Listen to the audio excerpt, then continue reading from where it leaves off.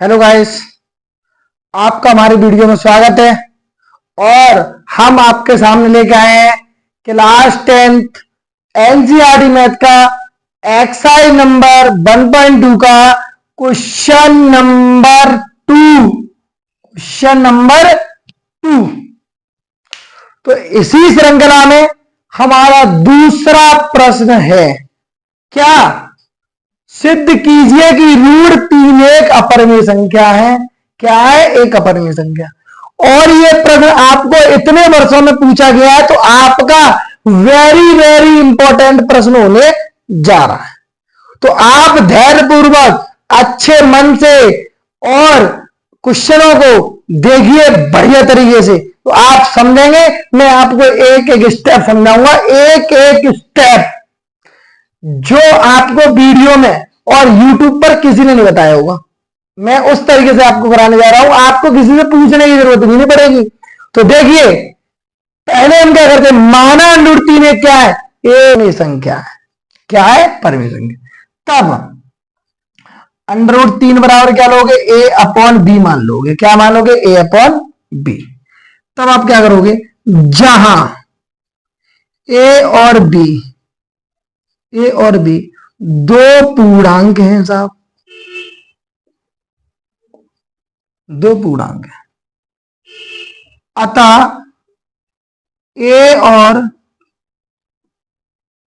और बी में एक के अतिरिक्त कोई उभयनिष्ठ गुणनखंड नहीं है। गुणनखंड नहीं है।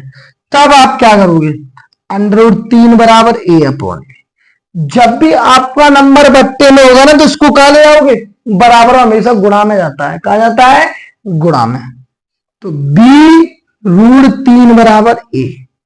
अब आप इसे करोगे हल, तो दोनों पक्षों में आपको करना पड़ेगा वर्ग।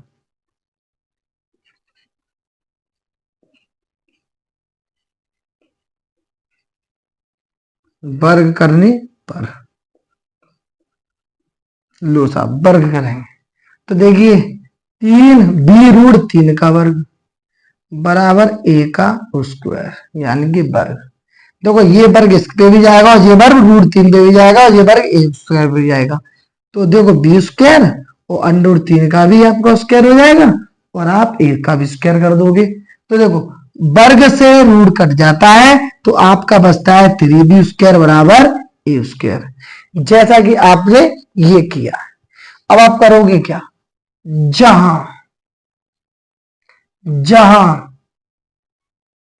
ए स्क्वायर 3 से विभाजित है,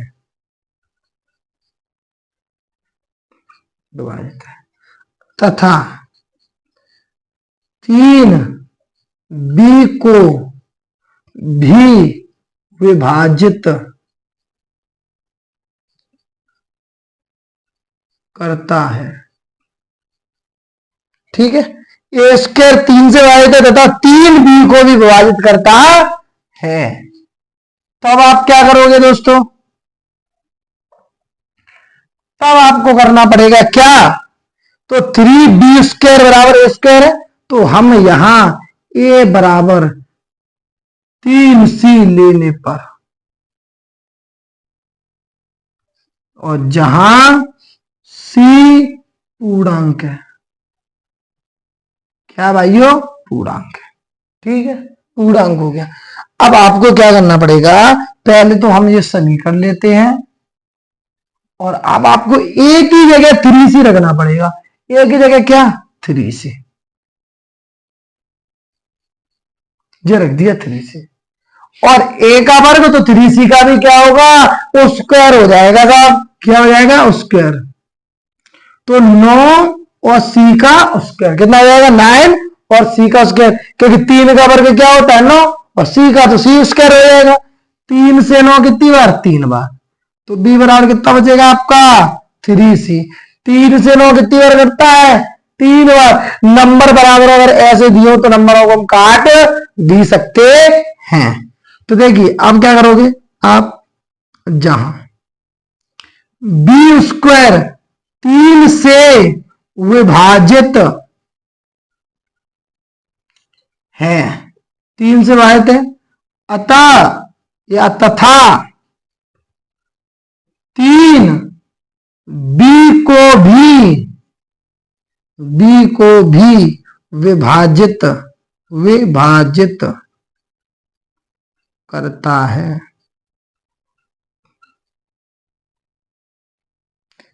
इतना कर लिया। अब हम एक निष्कर्ष पे पहुंचते हैं।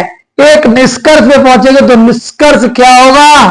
तो निष्कर्ष होगा क्या कि हमारा विरोधाभास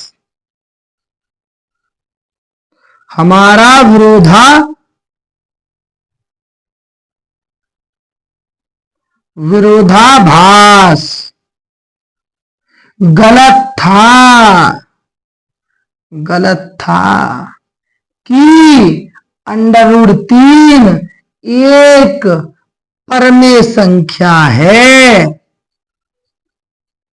एक परमेय संख्या है। इसलिए √3 एक अपरमेय संख्या है प्रभु। क्या है?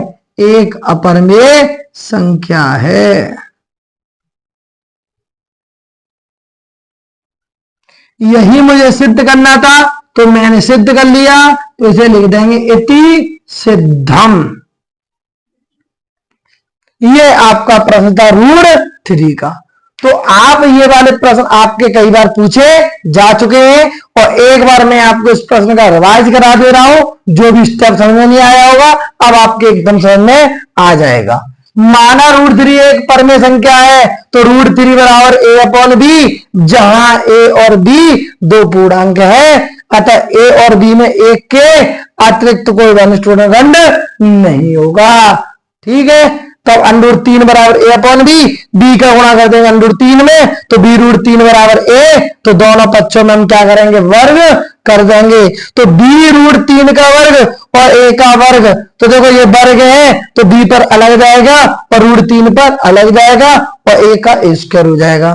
तो यानी रूट से स्क्वायर कट जाता है, यानी स्क्वायर से रूट कट जाता है, तो हमारा 3b² बराबर a² होगा।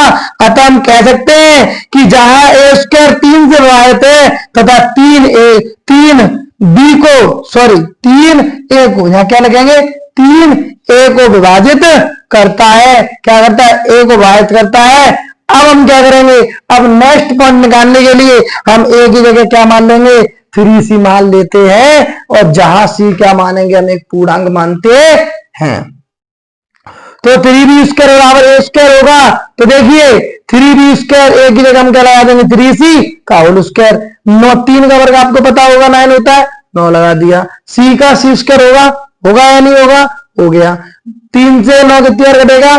3 बार कटेगा। कितनी बार कटेगा? 3 बार। काट दिया 3 बार। तो अब यहां पर भी आपको क्या करना पड़ेगा? b² 3 से विभाजित है, b² होगा वो 3 से कटेगा तथा 3b को विभाजित करता है। 3b को विभाजित करेगा, क्या करेगा? 3b को विभाजित करेगा। अब हमारा जो निष्कर्ष था क्या था? हमारा विरोधाभास गलत था कि √3 एक परमेय संख्या है। हमने गलत माना था नहीं, लेकिन माना था हमने। अतः हमारा सिद्ध क्या करना था? √3 क्या है? एक अपरमेय संख्या, ये मैं सिद्ध करना था।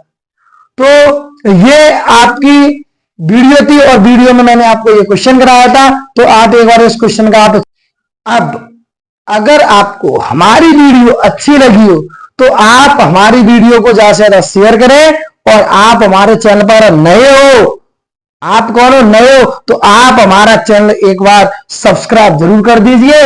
और जितने भी आपके दोस्त हाई स्कूल में पढ़ रहे हो तो आप उनको ये प्रश्न जरूर सेंड कर दीजिए, शेयर कर दीजिए, जिससे वो भी इन प्रश्नों को अच्छी तरीके से सीख सके और बोर्ड परीक्षा में क्वेश्चनों को अच्छी तरीके से कर सके। तो मैं आपको एक 2 क्वेश्चन देने जा रहा हूं जो आपके किस में होंगे? होमवर्क में होंगे।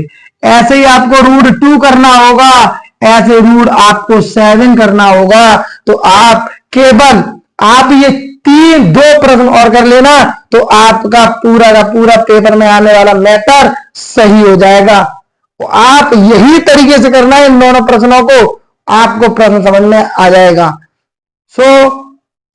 आपका बहुत बहुत धन्यवाद। जय हिंद, जय भारत, और हम नेक्स्ट वीडियो में फिर